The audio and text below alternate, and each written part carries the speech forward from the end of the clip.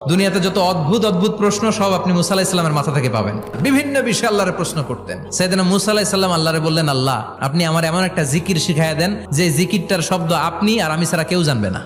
দিনে রাতে সব সময় এই জিকির আমি করব, আপনারে ডাকবো, কিন্তু শর্ত হলো এই জিকিরটা জানবে শুধু আপনি আর জানবো শুধু আমি। আল্লাহ বললেন, মুসা পড়ো লা ইলাহা ইল্লাল্লাহ।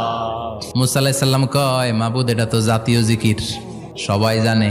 আমি তো চাইছি এক্সেলেন্ট একটা জিকির, কারো কাছে নাই, শুধু আমি জানবো আর আমি পড়বো।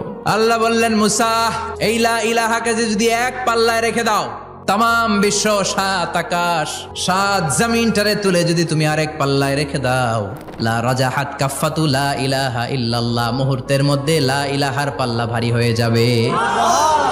ও মুসা, তুমি যতই এক্সক্লুসিভ জিকির চাও, লা ইলাহার চেয়ে দামি জিকির আমার কাছে নাই।